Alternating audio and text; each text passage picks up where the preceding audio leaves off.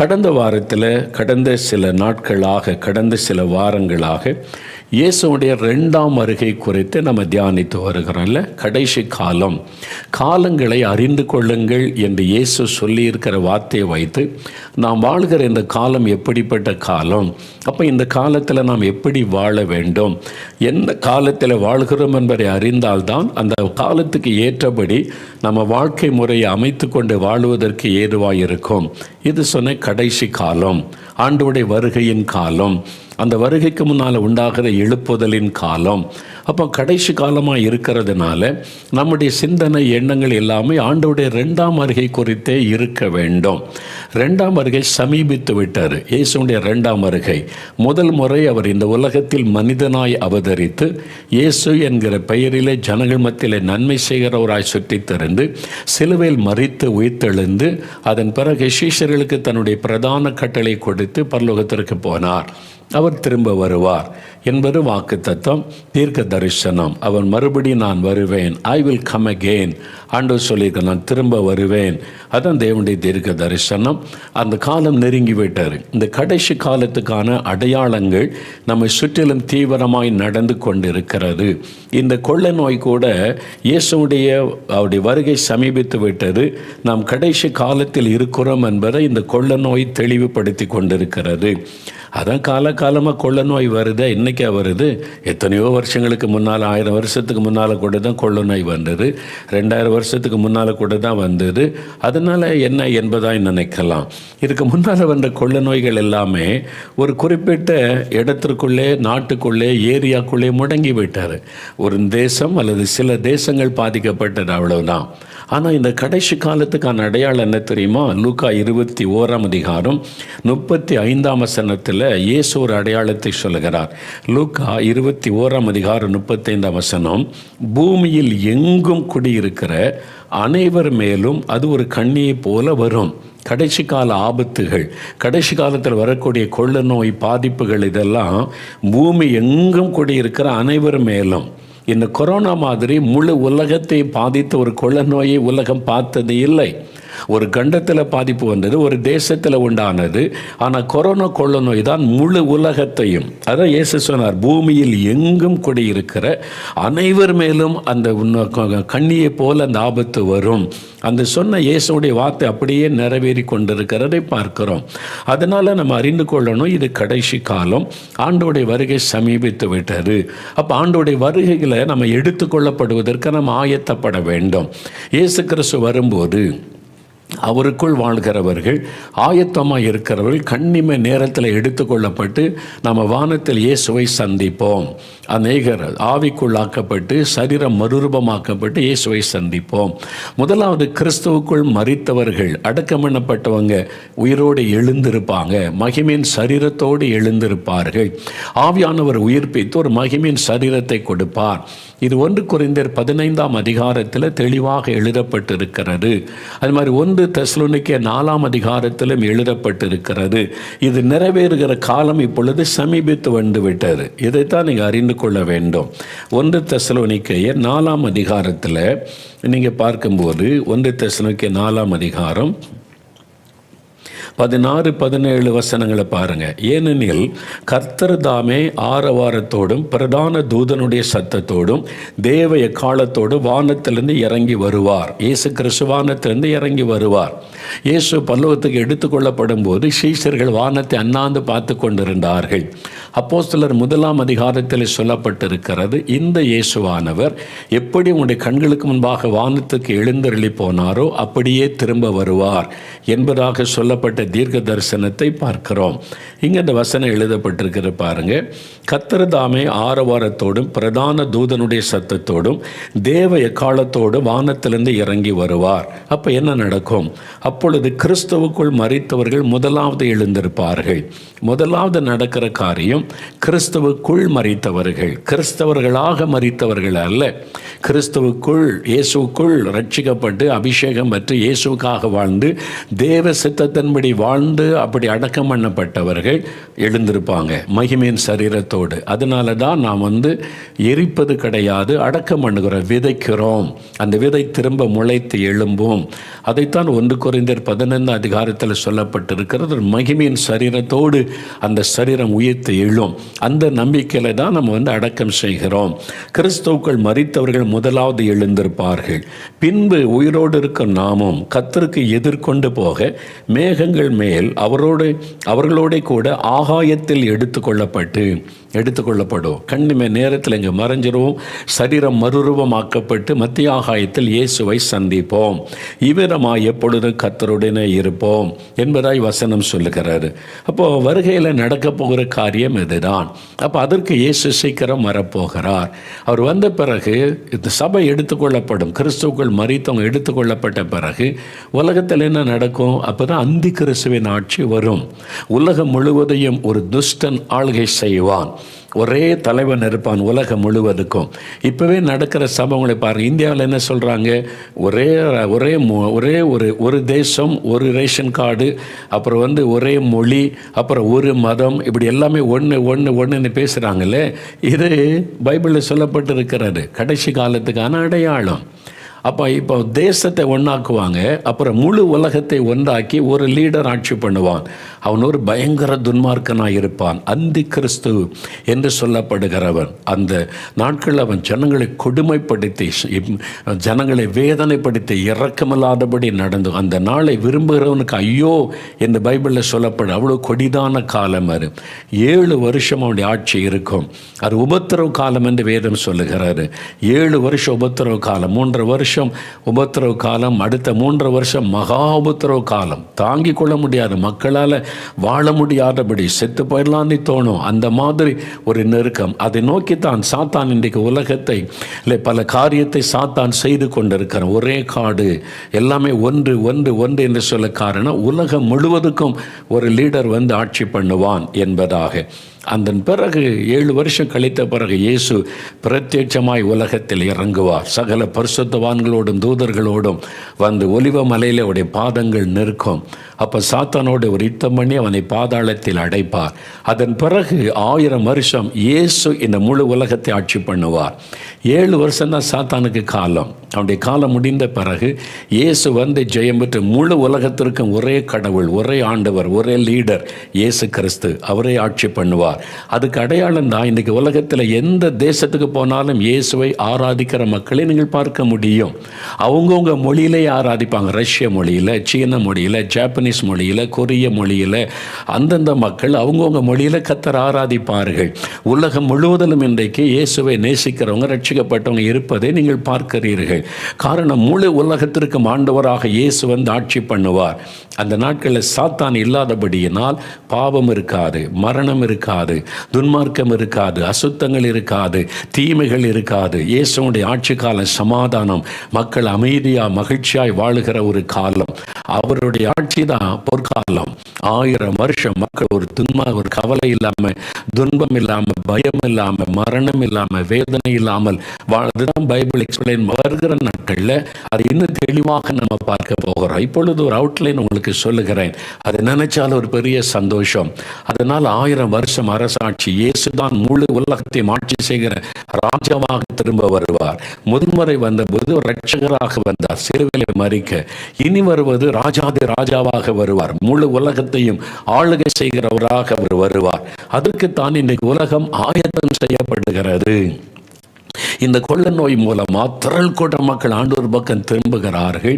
அமெரிக்காவிலே மாத்திரம் இந்த கொள்ள நோய் காலத்தில் 2 கோடிக்கும் அதிகமானவர் ரட்சிக்கப்பட்டு சபையில் சேர்க்கப்பட்டிருக்கிறார்கள் என்ற செய்தி வருகிறது.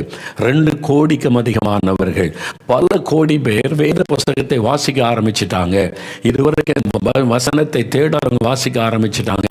உலகம் முழுவதிலும் பல கோடி பேர் கூகுளில் இருந்து டவுன்லோட் பண்ணி பைபிளை வாசிக்க ஆரம்பிச்சிட்டாங்க. இதெல்லாம் எதை வெளிப்படுத்துகிறது? ஆண்டவருடைய 2ஆம் வருகைக்கு முழு உலகமும் ஆயத்தப்பட ஆரம்பித்து விட்டது.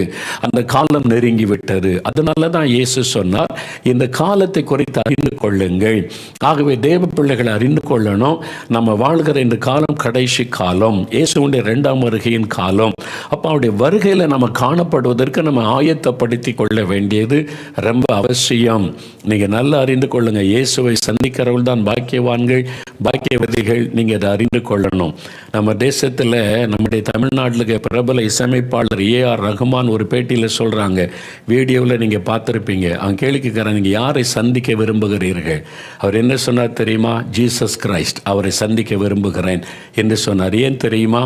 முஸ்லிம்களின் குரானில் கூட எழுதப்பட்டிருக்கிறது, கடைசி காலத்தில் இந்த உலகத்தை நியாயம் தீர்க்கிற நியாயாதிபதியாக, ராஜாவாக இயேசுதான் திரும்ப வருவார், ஈசா நபிதான் வருவார் என்று அங்கே குரான்லையும் எழுதப்பட்டிருக்கிறது. அதனால தான் அவர் சொன்னார், இயேசுதான் திரும்ப வரப்போகிறவர், முழு உலகத்தை ஆளுகை செய்ய போகிறவர். அதனால தான் அவரை சந்திக்க விரும்புகிறேன் என்று அவர் சொன்னார். அது உண்மை, அதுதான் சத்தியம், அது பைபிளில் இருக்கிறது. அதைத்தான் உங்களுக்கு சொல்லுகிறோம். இயேசு திரும்பி வந்து முழு உலகத்தை அவர் தான் ஆளுகை செய்ய போகிறார். அன்றைக்கு ஏமாற்றுகிற கடவுள் என்று மக்களை ஏமாற்றின பிசாசின் கிரியைகள் எல்லாம் முடக்கப்பட்டு விடும், எல்லாமே மறக்கப்பட்டு போய்விடும். இன்றைக்கு தன்னை கடவுளாய் காண்பிக்கிற மனிதர்கள் எல்லாம் முடக்கப்பட்டு இல்லாமல் போய்விடுவார்கள். மக்களை ஏமாற்றுகிற, வஞ்சிக்கிற எல்லா சாத்தானுடைய கிரியைகளும் இல்லாமல் போய்விடும். முழு உலகத்திற்கு ஒரே ஒருவர் ராஜாதி ராஜாவாக இருப்பார், அவர்தான் இயேசு கிறிஸ்து. அவர்தான் சமாதான பிரபு. அவர் ஆளுகை செய்யும் போது தான் முழு உலகத்தில் சமாதானம் இருக்கும். அன்றைக்கு யுத்தம் இருக்காது, ரத்தம் சிந்ததல் இருக்காது. அந்த நாட்களில் ஒரு சமாதான, மகிழ்ச்சி, சந்தோஷம் காணப்படும். இயேசு கிறிஸ்துவின் ஆளுகை, இயேசுவின் ராஜ்யம், இயேசு கிறிஸ்து ஆளுகை செய்யும் போது தான் முழு உலகத்திலும் சந்தோஷம், சமாதான, மகிழ்ச்சி உண்டாகும். அதை வேத புஸ்தகம் தெளிவாய் சொல்லுகிறது. அப்போ இப்போ நம்ம வாழ்ந்து கொண்டிருக்கிற காலம் கடைசி காலம். ஆண்டவருடைய வருகை சமீபித்து விட்டது. நாம் எல்லாருமே அதற்கு நம்மை ஆயத்தப்படுத்தி கொள்ள வேண்டும். கடைசி காலத்துக்கான அடையாளங்கள் நம்ம சுற்றிலும் நடக்கிறது. அதில் ஒரு முக்கியமான அடையாளம் தான் இஸ்ரவேல் தேசம். அதை குறித்து நான் உங்களுக்கு சொல்லிக் கொண்டு வருகிறேன். இயேசு கிறிஸ்து சொன்னார், அத்திமரத்தினால் ஒரு உவமையை கற்றுக்கொள்ளுங்கள். அத்திமரம் துளிர்விடும் போது அவர் வாசற்படியிலே வந்துவிட்டார் என்று அறிந்து கொள்ளுங்கள் என்பதாக. அதாவது இஸ்ரவேல் தேசத்தை அது குறிக்கும். அதனால் அந்த தேசம் துளிர்விட்டு எழும்பும் போது வருகை சமீபித்து விட்டது என்பதை அறிந்து கொள்ளுங்கள் என்றால், இஸ்ரவேல் தேசத்தினுடைய எருசலேமிலே தான் அந்த அந்தி கிறிஸ்து அவன் வந்து தன் ஆளுகை செலுத்தபடி உட்காருவான். அதனால் இயேசு கிறிஸ்து திரும்பி வரும்போது எருசலேமில் ஒலிவ மலையில் தான் அவருடைய பாதங்கள் நிற்கும். அதனால் மறுபடியும் அந்த தேசம் உருவாகும். அதைத்தான் கடந்த வாரத்தில் சொன்னேன். கிட்டத்தட்ட 1900 வருடங்கள் இஸ்ரவேல் என்கிற தேசமே இல்லை. பாலஸ்தீனா தேசம் என்று பெயர் மாற்றப்பட்டது. யூதர்கள், இஸ்ரவேலர்கள் உலகமெங்கும் சிதறடிக்கப்பட்டு போனார்கள். 1900 வருஷம் ஒரு தேசமே இல்லை. இனிமேல் அது எழும்புவதற்கு வாய்ப்பே இல்லை என்று சொன்னபோது ஆண்டவர் மறுபடியும் அந்த தேசத்தை ஒன்று உருவாக்கினார். அது தீர்க்க தரிசனம். அவங்க திரும்ப அந்த தேசம் உருவாகும், இஸ்ரவேலர்கள் திரும்ப தன் தேசத்துக்கு வருவார்கள் என்பதெல்லாம் தீர்க்க தரிசனமாய் சொல்லப்பட்ட பைபிள் வார்த்தை அப்படியே இன்றைக்கு நிறைவேறி கொண்டு இருக்கிறது. அதைத்தான் நான் உங்களுக்கு விளக்கி சொல்லிக் கொண்டிருக்கிறேன். அப்போ நம்ம வாழ்கிற இந்த காலம் கடைசி காலம். இஸ்ரவேல் தேசத்தை கவனித்து பாருங்க. அதைத்தான் ஆண்டவருடைய வருகைக்குரிய முக்கியமான அடையாளமாக கர்த்தர் வைத்திருக்கிறார். என்றால் 2ஆம் வருகையில் முக்கியமான நிகழ்வுகள் எல்லாமே எருசலேமில் இஸ்ரவேல் தேசத்திலே தான் நடக்க போகிறது. கடைசி யுத்தம் அங்கே தான் நடக்கும். கடைசி நியாய தீர்ப்புக்கான காரியம் அங்கே தான் நடக்கும். அதனால் அதுதான் முக்கியமான ஒரு தேசம். அதனால தான் திரும்பவும் இஸ்ரவேல் தேசம் உருவாகிறது. நான் சொன்ன இஸ்ரவேல் தேசம் தேவனால் உருவாக்கப்பட்ட ஒரு தேசம். இஸ்ரவேல் என்கிற பெயர் கர்த்தரால் கொடுக்கப்பட்ட ஒரு பெயர். அவங்க அந்த மக்கள் தேவனால் தெரிந்து கொள்ளப்பட்டவர்கள். அதனால தான் அந்த தேசத்து குறித்து சொன்ன ஒவ்வொரு நிகழ்வுகளை நம்ம கவனித்து பார்க்க வேண்டும். நான் சொன்ன 1900 வருஷமாக அந்த தேசமே இல்லை. யூதர்கள் உலகெல்லாம் சிதறடிக்கப்பட்டு போனாங்க. முதலாவது உலக யுத்தம், உலக மகா யுத்தம், முதலாவது உலக மகா யுத்தம் நடக்கும் பொழுது யூதர்கள் தன்னுடைய சொந்த தேசத்திற்கு திரும்புவதற்கான வாசல் திறக்கப்பட்டார். பிரிட்டிஷார் அந்த நாட்களில் இங்கிலாந்து தேசம் பிரிட்டிஷார் யுத்தம் பண்ணி அவங்க தான் ஜெயித்து பலஸ்தீனா தேசத்தை தங்கள் வசப்படுத்தினார்கள். 400 வருஷம் துருக்கியருடைய ஆட்சிக்குள் இருந்தது இஸ்ரவேல் தேசம். எருசலேம் பட்டணம் ஒட்டமான் என்கிற அவனுடைய ஆட்சியின் கீழ் இருந்தது 400 வருஷம். பிரிட்டிஷாரை கர்த்தர் எழுப்பி முதலாம் உலக யுத்தத்தில் அந்த தேசத்தை அவங்க கைப்பற்றி அந்த பலஸ்தீனா தேசம் அவனுடைய ஆட்சியின் கீழ் வருகிறது. அப்பொழுது யூதர்கள் அவங்க வெற்றி பெறுவதற்கு உதவி செய்ததனால இஸ்ரவேலர்கள் யூத மக்கள் சொந்த தேசத்திற்கு திரும்பி வர ஒரு வழி திறக்கப்படுகிறது. 2வது உலக மகா யுத்தம் வரும் பொழுது இஸ்ரவேல் தேசம் மறுபடியும் உருவாக்கப்படுகிறது. அவங்க வேண்டிக் கொண்டதன்படி ஐநா சபையில் எல்லா நாடுகளும் அங்கே பல நாடுகள் அதற்கு சம்மதம் தெரிவித்து இஸ்ரவேல் என்கிற தேசம் 1948 வருஷம் மே மாதம் 14ஆம் தேதி நமக்கு சுதந்திரம் கிடைத்து ஒரு வருஷம் கழித்து 1948 மே மாதம் 14ஆம் தேதி திரும்பவும் இஸ்ரவேல் தேசம் உருவாகிறது. ரொம்ப ஆச்சரியமான காரியம், நிறைய அற்புதங்கள் நடந்திருக்கிறது, அதிசயமான காரியங்கள் சம்பவித்திருக்கிறது இஸ்ரவேல் தேசம் உருவான காலத்தில். நல்ல கவனிங்க, இதில் முதலாவது உலக யுத்தம், 2வது உலக யுத்தம், இந்த ரொம்ப உலக சரித்திரத்தை கவனித்து பார்க்க வேண்டும். ஒரு தீமைக்குள்ள தேவன் தன்னுடைய திட்டத்தை நன்மையை எப்படி நிறைவேற்றுகிறார் என்று பிசாசு யுத்தங்களை உண்டாக்கி மக்களை ரத்தம் சிந்த வைத்து அழிவை உண்டாக்குகிறான். அந்த அழிவுக்கு மத்தியில் தேவன் தன்னுடைய திட்டத்தை எப்படி நிறைவேற்றுகிறார் என்பதை சரித்திரம் கூறுகிறது. முதலாவது உலக மகா யுத்தம் நடந்தபோது பலஸ்தீனா தேசம் அந்த எருசலேமை பிரிட்டிஷார் வசமாயிற்று. அவங்க தான் யுத்தம் பண்ணி அதை மீட்டு எடுக்கிறாங்க. அதுவரைக்கும் அது ஒட்டமான் ஆட்சியின் கீழ் இருந்தது. துருக்கியருடைய ஆட்சியின் கீழ் 400 வருஷம் அவங்க ஆட்சியின் கீழ் இருந்தது. அப்போ 1917ஆம் ஆண்டு நவம்பர் 17 முதல் டிசம்பர் 30 வரை அவங்க யுத்தம் பண்ணுறாங்க. பிரிட்டிஷ் இராணுவம் யுத்தம் பண்ணி அவங்க ஜெனரல் எட்மண்ட் ஆலன் பி அவர்கள் மூலமாகத்தான், அவர் தான் ஜெனரல் பிரிட்டிஷனுடைய படைகளை நடத்துகிறவர். ஜெனரல் எட்மண்ட் ஆலன் பி தலைமையில் எருசலேமோடு யுத்தம் பண்ணுறாங்க. யுத்தம் பண்ணி அது பிரிட்டிஷார் வசமாயிற்று. இப்போ அந்த ஆலன்பி தெய்வ பயமுள்ள ஒரு மனிதர். எருசலேமை கைப்பற்றி விட்டார்கள். அப்போது எருசலேம் ஒரு புனிதமான இடம், இயேசு நடந்த இடம், அற்புதம் செய்த இடம் என்று சொல்லி அவர் குதிரையிலேயோ மற்ற வண்டியிலேயோ வராதபடி கால்நடையாக எருசலேமுக்குள்ளே பிரவேசித்தார் என்று சரித்திரம் கூறுகிறது. அப்போ 400 வருட ஒட்டமான இந்த துருக்கியர் ஆட்சிக்கு ஆண்டவர் முடிவை உண்டாக்கி பாலஸ்தீனா தேசம் பிரிட்டிஷார் வசமாகிவிட்டது. அந்த சமயத்தில் நடந்த சில யுத்த காரியங்கள் ரொம்ப ஆச்சரியமாக இருக்கிறதை பார்க்க முடியும்.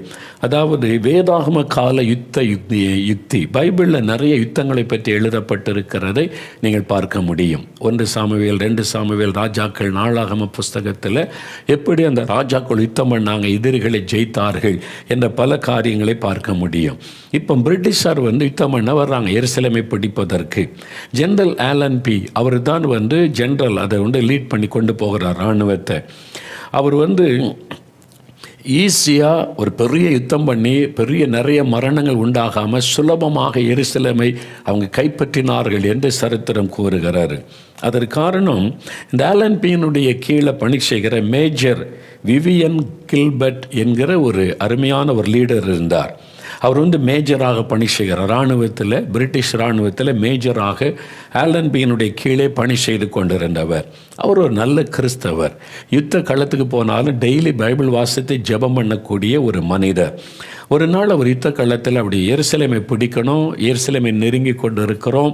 அந்த சமயத்தில் அவர் ஜெபம் பண்ணினார். வேதம் வாசித்து ஜெபிக்கும்போது அவருடைய உள்ளத்தில் ஒரு குரல் கேட்கிறது. மிக்மாஸ் என்ற சொல் அவருடைய சிந்தனையில் பளிச்சிட்டது. மிக்மாஸ் என்கிற ஒரு சத்தம் அவருடைய சிந்தனையில் உண்டாயிற்று. உடனே மிக்மாஸ்னா என்னது, வேதத்தில் அந்த வார்த்தை இருக்கிறதா என்று அவர் தேட ஆரம்பித்தார். அப்போ அவர் அதிகாலையில் வேதமாசித்து ஜெபிக்கும் போது மிக்மாஸ் என்ற வார்த்தை கேட்டதுனால பைபிளில் தேட ஆரம்பித்த போது அவர் கண்டுபிடித்தார் 1 சாமுவேல் 13ஆம் அதிகாரம் 16ஆம் வசனத்தில் அந்த வார்த்தை இருக்கிறது. அதை பாருங்கள், 1 சாமுவேல் 13ஆம் அதிகாரம் 16வது வசனம். சவுலும் அவன் குமாரனாகிய யோனத்தானும் அவர்களோடு கூட இருக்கிற ஜனங்களும் பென்யமீன் நாட்டில் உள்ள கிபியாவில் இருந்து விட்டார்கள். பெலிஸ்தரோ மிக்மாஸிலே பாளையம் இறங்கி இருந்தார்கள். இஸ்ரவேலுக்கு ராஜாவாக சவுல் இருக்கிறார், அவருடைய குமாரன் யோனத்தான். இவங்க ஒரு பெரிய சேனை, இவங்களோடு யுத்தம் பண்ண பெலிஸ்தர்கள் வர்றாங்க. அந்த பலிஸ்தீனர்கள் என்று அழைக்கப்படுவது பைபிளில் சொல்லப்பட்ட பெலிஸ்தீனர்கள். இவங்க தான் யுத்தம் பண்ண அவங்க மிக்மாஸ் என்கிற இடத்துல பாளையம் இறங்கி இருக்கிறாங்க. அவருடைய சேனை இஸ்ரவேலோடு யுத்தம் பண்ணுவதற்கு மிக்மாஸ் என்கிற இடத்துல பெலிஸ்தர்கள் பாளையம் இறங்கி இருக்கிறார்கள். இப்போ அவங்க பெரிய சேனையாக இருக்கிறாங்க. இவங்கள்கிட்ட போதுமான ஆயுதங்கள், யுத்த ஆயுதங்கள் இல்லை. இஸ்ரவேலர்கிட்ட போதுமான யுத்த ஆயுதங்கள் இல்லை. அந்த சமயத்தில் என்ன செய்வதென்று யோசித்து கொண்டிருக்கும் போது இந்த சவுல் ராஜாவுடைய குமாரன் ஆகிய யோனத்தான் தன்னுடைய ஆயுததாரி, தனக்கு துணையாய் ஆயுதங்களை கொண்டு வருகிறவனை பார்த்து, நம்ம பெலிஸ்தருடைய பாளையத்துக்கு போவோம் என்று சொல்லி, நீங்கள் தொடர்ந்து அந்த அதிகாரத்தை வாசித்து பார்த்தால் உங்களுக்கு தெரியும். நம்ம போவோம், நீங்கள் ஏறி வாங்கடா பார்க்கலான்னு சொன்னால் நம்ம போய் அடிப்போம், முதல் அடி கொடுப்போம். ஆண்டவர் நமக்கு ஜெயம் தருவார், கர்த்தரால் நமக்கு ஜெயம் கொடுக்க முடியும் என்பதை நம்ம விசுவாசித்து ரெண்டு பேர் போகிறாங்க. பெரிய படைகள் எல்லாரும் காத்திருக்கும் போது ராத்திரி நேரத்தில், இரவு நேரத்தில் இந்த 2 பேர் மாத்திரம் தவழ்ந்து கொண்டே போய் எட்டி பார்க்கும்போது பெலிஸ்தர்கள் பார்த்தாங்க, இஸ்ரவேலர் வந்துட்டாங்கன்னு சொல்லி. யோனத்தானும் அவனுடைய ஆயுதத்தாரியும் முதல் அடி அடித்தாங்க. அங்கே அநேகர் செத்து விழுந்தார்கள். அவங்களுக்குள்ள பயம் வந்து விட்டது. இஸ்ரவேல் சேனை நம்மை சூழ்ந்து கொண்டது என்று பயந்து ஓடினார்கள். பெரிய வெற்றியை எடுத்துக்கொண்ட சம்பவம் வேதத்தில் சொல்லப்பட்டிருக்கிறது. அதை நீங்கள் பாருங்கள், 14ஆம் அதிகாரம் 1 சாமுவேல் 14ஆம் அதிகாரம் 10வது வசனத்தை இந்த பைபிளை கவனிங்க. ரொம்ப இன்ட்ரெஸ்டிங்காக தேவன் எப்படி தன் பிள்ளைகளுக்கு ஜெயம் கொடுக்கிறார். எங்களிடத்திற்கு ஏறி வாருங்கள் என்று சொல்லுவார்களானால் ஏறி போவோம், அந்த பாறையில் ஏறி போவோம். அங்கே மிக்மாஸ் என்ற இடத்துல பெலிஸ்தர் எதிரினுடைய சேனை இருக்கிறது. நம்மளை பார்த்து ஏறி வாங்கடா, அவங்களுக்கு ஒரு வழி பார்க்குறோன்னு கூப்பிட்டா ஏறி போயிடலாம். கர்த்தர் அவர்களை நம்முடைய கையில் ஒப்பு கொடுத்தார், இது நமக்கு அடையாளம். அப்படி அவர்கள் இருவரும் பெலிஸ்தரின் தானியத்திற்கு முன் தங்களை காண்பித்தார்கள். அப்பொழுது பெலிஸ்தர், இதோ எபிரெயர் ஒளித்து கொண்டிருந்த வலைகளை விட்டு புறப்படுகிறார்கள் என்று சொல்லி தானியம், அதாவது அந்த சேனை, அந்த யுத்த சேனை இருக்கிற மனுஷர் யோனத்தானையும் அவன் ஆயுததாரியையும் பார்த்து, எங்களிடத்திற்கு ஏறி வாருங்கள், உங்களுக்கு புத்தி கற்பிப்போம் என்றார்கள். அப்பொழுது யோனத்தான் தன் ஆயுததாரியை நோக்கி, என் பின்னாலே ஏறி வா, கர்த்தர் அவர்களை இஸ்ரவேலின் கையில் ஒப்பு கொடுத்தார் என்று சொன்னான். பார்த்தீங்களா விசுவாசம். கர்த்தர் நம் கையில் 2 பேர் போகிறாங்க. ஒரு பெரிய சேனை, பெலிஸ்தருடைய சேனை இருக்கிறது. இவங்க 2 பேர் தான், யோனத்தானும் ஆயுததாரி. கர்த்தர் அவங்களை நம் கையில் ஒப்பு கொடுத்தார், நம்ம ஜெயித்தரலாம் என்று சொல்லி போகிறார்கள். யோனத்தான் தன் கைகளினாலும் தன் கால்களினாலும் தவழ்ந்து ஏறினான். அவன் ஆயுததாரி அவன் பின்னாலே ஏறினான். அப்பொழுது அவர்கள் யோனத்தானுக்கு முன்பாக மடிந்து விழுந்தார்கள். அவன் ஆயுததாரியும் அவன் பின்னாலே வெட்டி கொண்டே போனான். யோனத்தானும் அவன் ஆயுததாரியும் அடித்த அந்த முந்தின அடியிலே ஏறக்குறைய 20 பேர் அரை ஏர் நிலமான விசாலத்திலே விழுந்தார்கள். அப்பொழுது பாளையத்திலும் வெளியிலும் சகல ஜனங்களிலும் பயங்கரம் உண்டாயிற்று. ஆண்டவர் யுத்தம் பண்ணுகிற விதம் பாருங்க. தானியம் இருந்தவர்களும் கொள்ளையிட போன தண்டில் உள்ளவர்களும் கூட திகில் அடைந்தார்கள். பூமியும் அதிர்ந்தது, அது தேவனாலே உண்டான பயங்கரமாயிருந்தது. 2 பேரை வச்சு ஒரு பெரிய சேனை ஆண்டவர் மடங்கடித்து ஒரு பெரிய வெற்றியை இஸ்ரவேலருக்கு கொடுத்தார் என்று வசனம் சொல்லுகிறாரு. 23ஆம் வசனம் பாருங்க, 1 சாமுவேல் 14:23. இப்படி கர்த்தர் அன்றைய தினம் இஸ்ரவேலை ரட்சித்தார், யுத்தத்தில் பெரிய வெற்றியை கொடுத்தார். இந்த காரியத்தை அந்த ஜெனரல், அந்த மேஜர் விவியன் கில்பர்ட் பைபிளில் வாசித்தார். வாசித்த உடனே அவருக்கு ரொம்ப ஆச்சரியம்.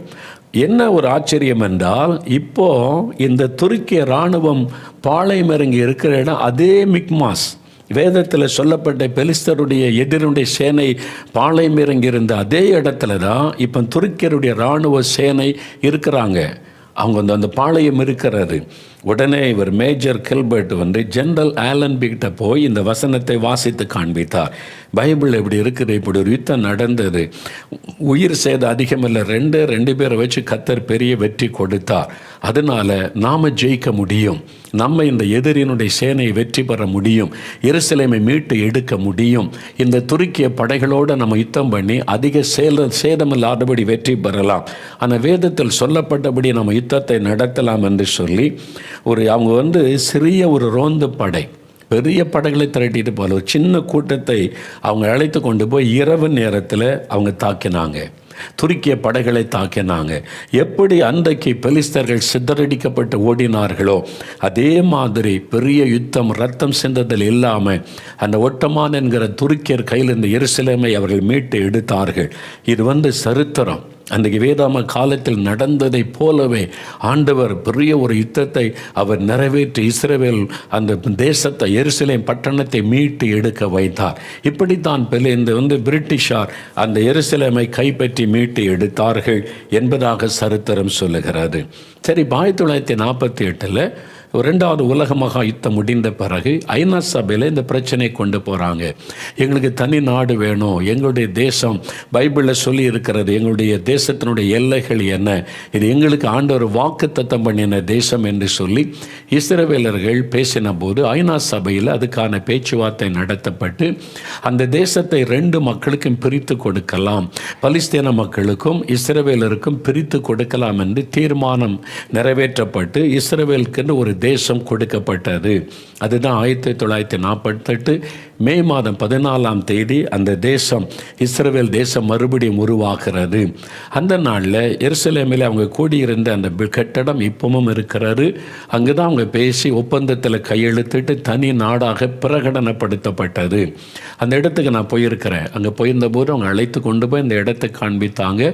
இந்த இடத்துல தான் தலைவர்கள்லாம் உட்கார்ந்து கையெழுத்திட்டு இந்த தேசம் உருவாக்கப்பட்டது என்பதால் அன்றைய தினமே பிரிட்டிஷ் இராணுவம் அந்த தேசத்தை விட்டு வெளியேறிவிட்டது. இனி தேசம் உங்களுக்குரியது என்று சொல்லி இஸ்ரவேல் தேசம் உருவாக்கப்பட்டது. ஆனால் நடந்தது என்ன தெரியுமா? அடுத்த நாளே அந்த 1948 மே மாதம் 15 தேசம் உருவான நெக்ஸ்ட் டே வார் டிக்ளேர் பண்ணுறாங்க. சுற்றிலும் இருக்கிற 7 நாடுகள் ஒன்று சேர்ந்து, இல்லை இஸ்ரவேல் என்ற தேசத்தை வர விட மாட்டோம், அந்த தேசத்தை எழும்ப விட மாட்டோம், யூதர்களை அழித்து போடுவோம் என்று சொல்லி 7 நாடுகள் ஒன்று சேர்ந்து யுத்தத்தை பிரகடனப்படுத்துகிறார்கள்.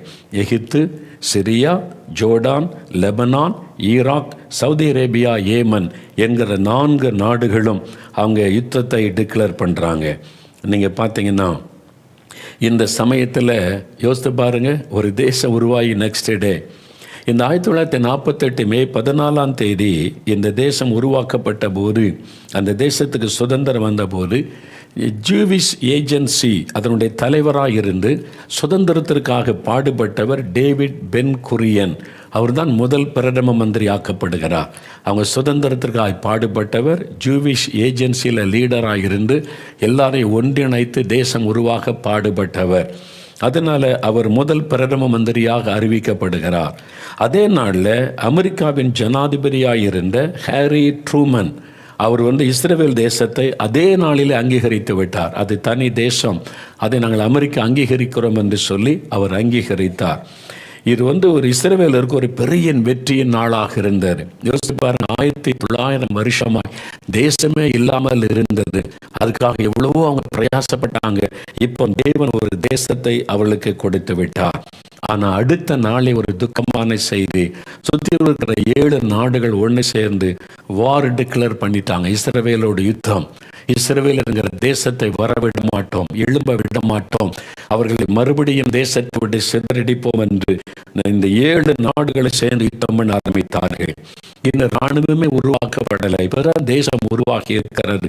ஆனாலும் இஸ்ரவேலர்கள், தேவ ஜனங்கள் தங்களுடைய தேசத்திற்காக யுத்தம் பண்ண ஆயத்தமானார்கள், யுத்தம் பண்ணினார்கள், தன்னிடத்தில் இருக்கிறதை வைத்து யுத்தம் பண்ணினார்கள். என்ன தெரியுமா? இஸ்ரவேலர் வெற்றி பெற்றார்கள். ஒரு நாடு உருவாக்கி நெக்ஸ்ட் டே அவங்களுக்கு யுத்தம் 7 நாடுகள் தாக்குகிறது. ஆனால் இஸ்ரவேலரை ஜெயிக்க முடியவில்லை. அவங்க ஜெயித்தார்கள், யூத ஜனங்கள் வெற்றி பெற்றார்கள், அந்த தேசம் நிலைத்து நின்றது. இது 1948 உண்டான யுத்தம். அதனால் அதன் பிறகு தேசம் விருத்தி அடைய ஆரம்பித்தது. தேசத்தை அவங்க நல்ல கட்டமைக்க ஆரம்பித்தாங்க. தேசத்தை அற்புதமாய் அவங்க நடத்தி நல்ல தேசமாய் உருவாக்க ஆரம்பித்தாங்க. அதன் பிறகு அந்த தேசம் உருவாகி கொண்டு வந்தபோது 1967 வருஷம் 6 நாட்கள் யுத்தம், 6 days வார் நடைபெற்றது. 6 நாட்கள் யுத்தம். அதுவும் ஒரு சரித்திர முக்கியத்துவம் வாய்ந்த ஒரு யுத்தம். 1967 இது சுற்றிலும் இருந்த எகிப்து தேசம், சிரியா தேசம், ஜோர்டன் தேசம், இந்த 3 நாடுகளும் பிளான் பண்ணி ஒரே டைமில் அட்டாக் பண்ணாங்க. இந்த இஸ்ரவேல் தேசத்தை நம்ம பிரித்து விட வேண்டும், இஸ்ரவேலரை மறுபடியும் இல்லாமல் செய்ய வேண்டும் என்று இந்த 3 பெரிய நாடுகள், எகிப்து, சிரியா, ஜோர்டன், அவங்களாம் பெரிய நாடுகள். இஸ்ரவேல் ஒரு சின்ன நாடு, 48 தான் உருவாச்சுது. இப்போ தான் வளர்ந்து கொண்டு வருகிற நாடு. 67 ஒரு யுத்தம் பிரகடனப்படுத்தப்பட்டு, இந்த யுத்தத்தினால் என்ன நடந்தது? ரொம்ப நாள் நீடிக்கும், இஸ்ரவேலர் அழிச்சிடலான்னு நினச்சாங்க. 6 நாளில் இவங்க ஜெயித்துட்டாங்க. only 6 days. யுத்தம் பல நாள் நடக்கும் இல்லை? எத்தனை தேசத்தில், அமெரிக்கா போய் கூட பல இடத்துல தோல்வியை சந்தித்திருக்கிறது. ரஷ்யா தோல்வியை சந்தித்திருக்கிறது. இஸ்ரவேல் தேசம் இதுவரைக்கும் யுத்தத்தில் தோல்வி அடைந்ததே கிடையாது. நீங்கள் அறிந்து கொள்ளுங்க, தேவன் அந்த தேசத்தை எஸ்டாப்ளிஷ் பண்ணி அந்த தேசத்துக்கு ஒருத்தர் பெரிய திட்டம் வைத்திருக்கிறதுனால அந்த தேசத்தை இதுவரை ஒருவரும் ஜெயிக்க முடியவில்லை. பெரிய வல்லரசு நாடு அமெரிக்கா கூட பல யுத்தத்தில் தோல்வி கண்டிருக்கிறது. சில யுத்தங்களில் ரஷ்யா தோல்வி கண்டிருக்கிறது. இஸ்ரவேல் இதுவரை தோல்வி கண்டது இல்லை. அதனால தான் அந்த தேசத்தை கவனித்து பாருங்க, அங்கே என்ன நடக்கிறது என்பதை கவனித்து பாருங்க. அவங்க ரொம்ப நாள் யுத்தம் நடக்கும், இஸ்ரவேலர் இல்லாமல் பண்ணிடலாம். அந்த 3 நாடு அட்டாக் பண்ணுறாங்க, ஒரு சின்ன தேசத்தை, குட்டி நாடை. ஆனால் 6 நாளுக்குள்ள அவங்க யுத்தத்தை முடிச்சிட்டாங்க. 6 நாட்களில் ஜெயித்து முடிச்சிட்டாங்க. இதுதான் ஒரு பெரிய உலக நாடுகளுக்கு ஆச்சரியம். அதனால் என்ன நடந்தது தெரியுமா? இந்த யுத்தத்தினால இஸ்ரவேல் தேசத்தின் எல்லைகள் விஸ்தாரமாக்கப்பட்டது. முதல்ல அவங்களுக்கு கிடைச்சிருந்தது கொஞ்சம் ஏரியா தான் ஐநா கொடுத்திருந்தாரு. இப்போ யுத்தம் பண்ண மற்ற தேசங்கள் வந்ததுனால யுத்தம் பண்ணி பிடித்து தேசத்தின் எல்லைகளை விரிவாக்கி விட்டார்கள். எகிப்திலிருந்து எகிப்து தேசத்துக்கு சொந்தமான சீனாய் பெனின்சுலா, காசா ஸ்ட்ரிப் பகுதிகளை இஸ்ரவேலர் கைப்பற்றி விட்டார்கள். அந்த நாட்களில் எகிப்து தேசத்தினுடைய அதிபர் நாசர் அவர் அறிக்கை விட்டார், இஸ்ரவேல் என்கிற பெயர் உலக மேப்பில் இல்லாமல் செய்து விடுவோம், இஸ்ரவேல் என்கிற தேசமே வேர்ல்டு மேப்பில் இல்லாமல் அழித்து விடுவோம் என்று சவால் விட்டார். ஆனால் என்ன நடந்தது? இஸ்ரவேலர் எகிப்தை பிடிக்க போயிட்டாங்க. சீனாய் பெனின்சுலாவை பிடிச்சிட்டாங்க, காசா ஸ்ட்ரிப்பை பிடிச்சிட்டாங்க. இப்போ எகிப்தை அட்டாக் பண்ணி எகிப்தை பிடிக்கிற சூழ்நிலை வந்து விட்டது. அப்பொழுது அவர்கள் இறங்கி வந்து சமாதான ஒப்பந்தம் பண்ணினார்கள். இஸ்ரவேலரோட சமாதான ஒப்பந்தம் பண்ணி யுத்தத்திற்கு முடிவை உண்டாக்கினார்கள். அப்போ அவங்களுடைய எல்லைகள் விஸ்தாரமாக, அதனால தான் எகிப்து தேசம் தப்பித்தது, அல்லது எகிப்தையும் இவங்க சொந்தமாக்கி இருப்பார்கள். இது 1967 நடந்த யுத்தம். இந்த வடபகுதியில் சிரியா தேசத்திலிருந்து கோலன் ஹைட்ஸ் என்கிற ஒரு பகுதி, ஒரு பெரிய மலை பகுதி, அந்த பகுதியை கைப்பற்றி விட்டார்கள்.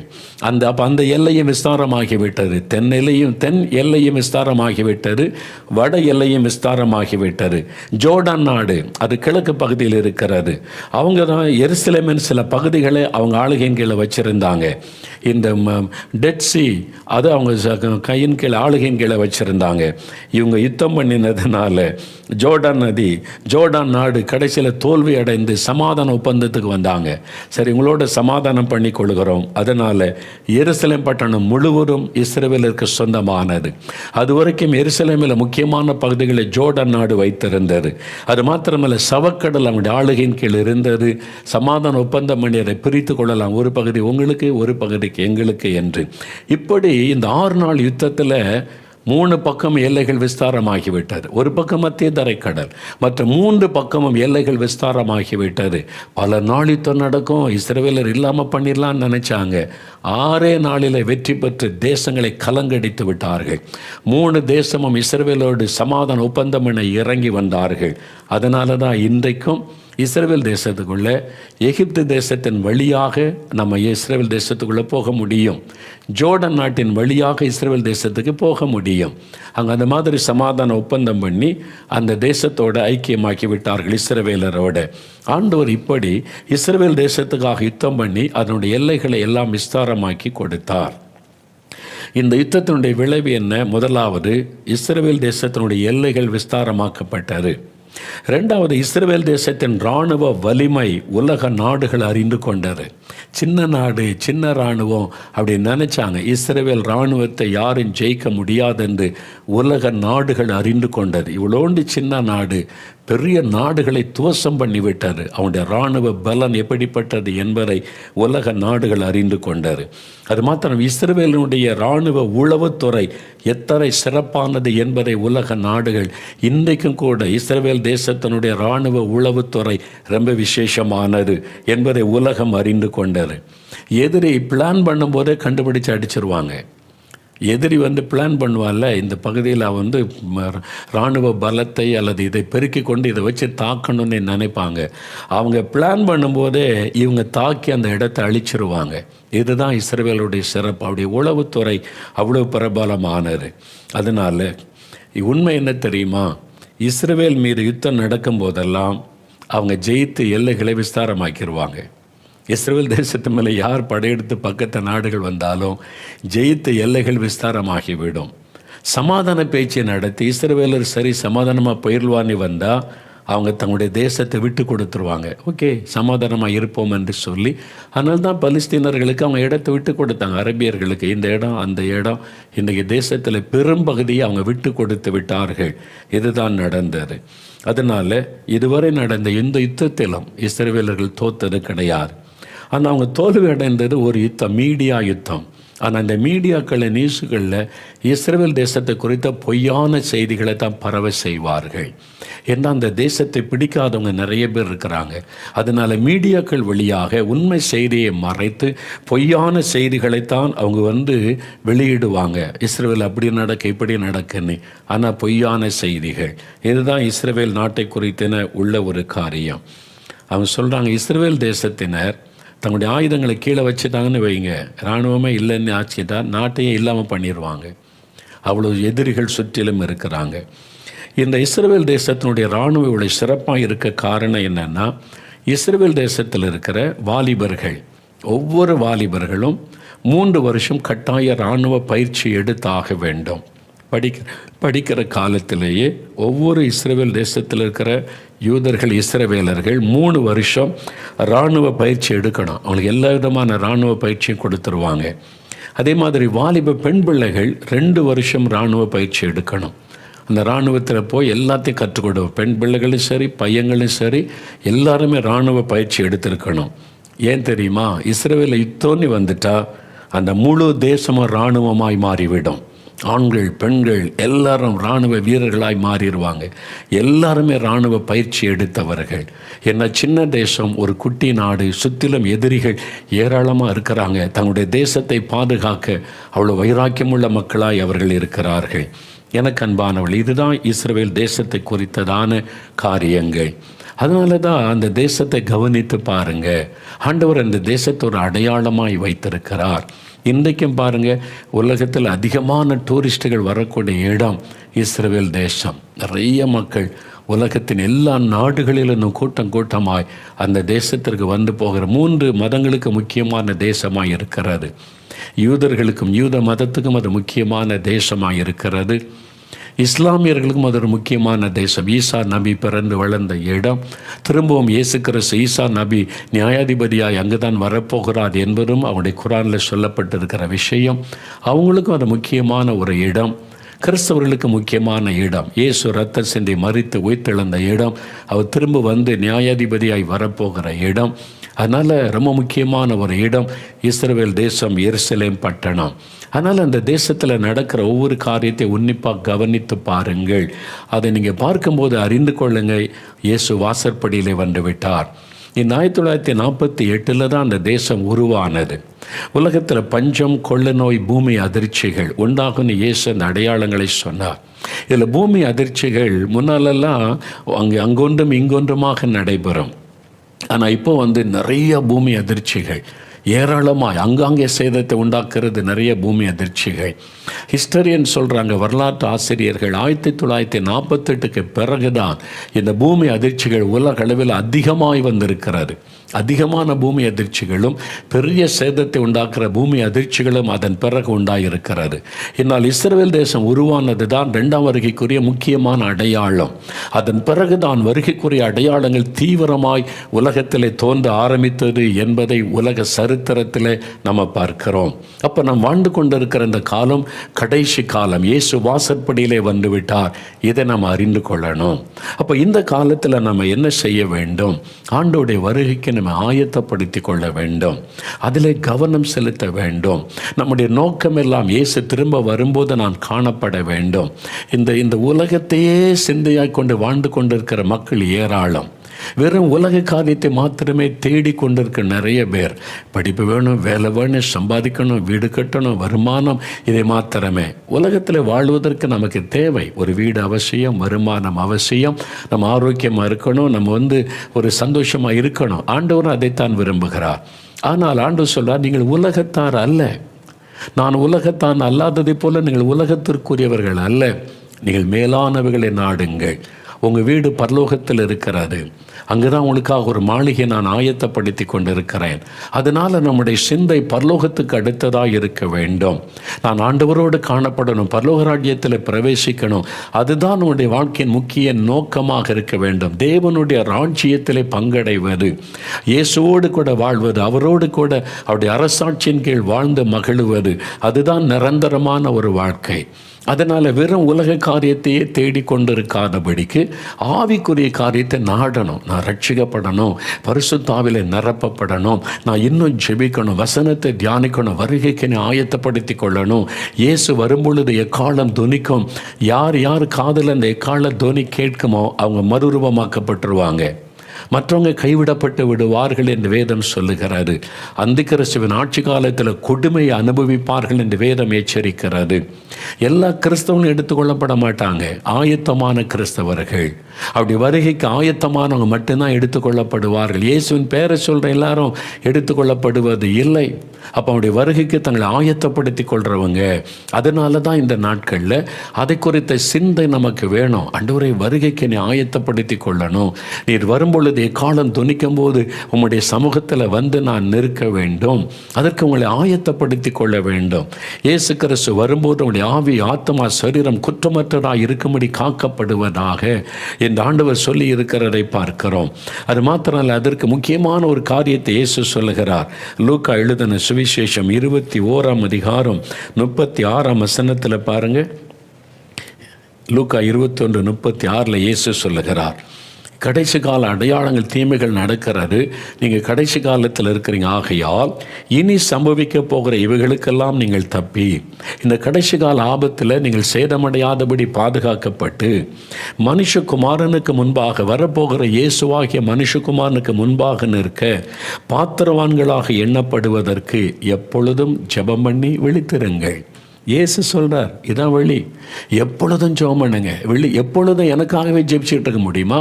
அதுக்கு தான் ஆண்டவர் சொல்ல, உலகத்துக்கு ஆட்சேபிங்க, மற்றவங்களுக்கு ஆட்சேபிங்க, அரசாங்கத்துக்கு ஆட்சேபிங்க, ஆத்துமாக்களுக்கு ஆட்சேபிங்க, எல்லாரும் ரட்சிக்கப்பட்ட ஜெபம் பண்ணுங்கன்னு எழுதி கொடுத்திருக்கிறார். இந்த உணர்வில்லாதபடி, இதை பற்றி முக்கியத்துவத்தை உணராதபடி இருக்கிற கிறிஸ்தவர்களும், இதை குறித்து தவறாக பிரசங்கம் பண்ணுகிற ஊழியர்களும் இந்த நாட்களில் எழும்பி இருக்கிறாங்க. ஜெபம் தேவையில்லை, இப்படிலாம் அழ தேவையில்லை, ஜெபிக்க தேவையில்லை என்று சொல்கிறவங்க வஞ்சிக்கப்பட்டு போகாதுங்க. ஒரு ஊழியக்காரன் உங்களை காப்பாற்ற முடியாது.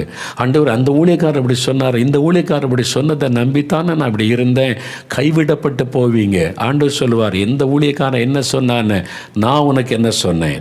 நீ ஒழுங்க பைபிள் வாசித்தியா? வசனத்தை கவனிச்சு நான் சொல்லியிருக்கிறேன். நீ வருகையில் காணப்பட வேண்டுமானால் எப்பொழுதும் ஜெபம் பண்ணி விழித்திருங்கன்னு நான் உனக்கு சொல்லியிருக்கிறேன். இயேசுவாகிய நான் சொன்னது முக்கியமா? இந்த சோம்பேறியான ஊழியக்காரர்கள், சுயநலவாதிகள், இவங்க சொல்கிற வார்த்தை உனக்கு முக்கியமா என்று கர்த்தர் கேட்பார். ஏமாற்றப்பட்டு போயிடுவீங்க. கவனம். இந்த நாட்களில் வசனத்தை கவனிங்க. இயேசு என்ன சொல்லியிருக்கிறான்னு கவனிங்க. கடைசி காலத்தில் வஞ்சிக்கிற ஊழியர்கள், ஏமாற்றுகிற ஊழியர்கள், ஆண்டோடைய வருகையில் அநேகர் போய்விடக்கூடாது என்று சொல்லி அநேகரை வஞ்சித்து தடுப்பதற்கு பைபிளை கையில் வச்சிருக்கிற ஊழியர்களை சாத்தான் பயன்படுத்த ஆரம்பித்து விட்டான். நல்லா அறிந்து கொள்ளுங்க. இந்த வசனத்தை புரட்டுகிறவர்களும், தவறான விளக்கம் சொல்லுகிறவர்களும் சாத்தானுடைய தூதர்கள், சாத்தானுடைய ஊழியர்கள். பிசாசு அவர்களை பயன்படுத்தி உங்களை வஞ்சித்து விடுவான். அதனால வசனத்திற்கு நீங்க செவி கொடுத்து இயேசு என்ன சொல்லுகிறார் என்பதை கவனிங்க. இயேசு சொல்லுகிறார், நீங்க அவருடைய வருகையில் அவருக்கு முன்னால காணப்படணுமானா எப்பொழுதும் ஜெபம் பண்ணி விழித்திருங்கள். எப்பொழுதும் ஜெபிங்க. காலையில், மாலையில், இரவில், நடக்கும்போது, வரும்போது, போகும்போது எப்பொழுது என்னங்க ஜெபிக்கிறது? பார்க்குற ஆளுக்கு ஜெபிங்க. ஆண்டவரே, இவங்க ரட்சிக்கப்படணும், இவங்க உம்முடைய ராஜ்யத்தின் பிள்ளைகளாக மாறணும், இவங்க உம்மை அறிந்து கொள்ளணும், ஜீவனுள்ள தேவனை அறிந்து கொள்ளணும், நான் அவங்களுக்காக ஜெபிக்கிறேன். எல்லாரும் ரட்சிக்கப்படவும் சத்தியத்தை அறிகிற அறிவை அடையவும் தேவன் சித்தமுள்ளவராயிருக்கிறார். அதனால் தான் எல்லா மனிதருக்காக ஜெபம் பண்ணுங்கள் என்று 1 தீமோத்தேயு 2 அதிகாரத்தில் ஆண்டவர் சொல்லி இருக்கிறார். அப்படி ஜெபிக்க ஆரம்பிங்க. அதனால் ஆண்டோடைய வருகைக்கு உங்களை ஆயத்தப்படுத்தி கொள்ள எப்பொழுதும் ஜெபம் பண்ணுங்கள். ஜெபிப்பீங்களா? ஆண்டவரிடத்தில் இந்த மாதிரி ஒரு ஜெப ஆவி எனக்கு வேணும், உம்முடைய வருகையில் காணப்படணும் ஆண்டவரே, அதற்கு என்னை பரிசுத்தப்படுத்த பரிசுத்தாவியுடைய வல்லமை எனக்கு வேணும். ஆவியானவர் தான் நம்மை வருகைக்கு ஆயத்தப்படுத்துகிறவர், ஆவியானவர் தான் நம்மை பரிசுத்தப்படுத்துகிறவர், ஆவியானவர் தான் நம்மை ஜெபிக்க வைக்கிறவர், ஆவியானவர் தான் தேவ சித்தத்துக்குள்ளே வழி நடத்துகிறவர். அவங்க தான் ஆண்டவருடைய வருகையில் மகிழ்ச்சியோடு காணப்பட முடியும். ஆவியானவர் தான் நம்மை மறுரூபப்படுத்தி ஆண்டவருடைய வருகையில் அவருக்கு முன்பாக போய் நிற்க வைக்கிறவர். ஆகவே இந்த பரிசுத்த ஆவியானுடைய வல்லமை நமக்கு தேவை. அப்ப ஆண்டவர்கிட்ட கேளுங்க, இந்த ஆவியினாலே என்ன நிரப்புங்க, அபிஷேகத்தினாலே நிரப்புங்க, ஆவியினாலே நான் நிரப்பப்பட்டு இருக்கணும், ஆவியிலே நிரம்பி ஜெபிக்கணும், ஆவியிலே நிரம்பி நான் வாழ்க்கை வாழணும், ஆவியானவர் என்னை வழி நடத்தணும்னு சொல்லி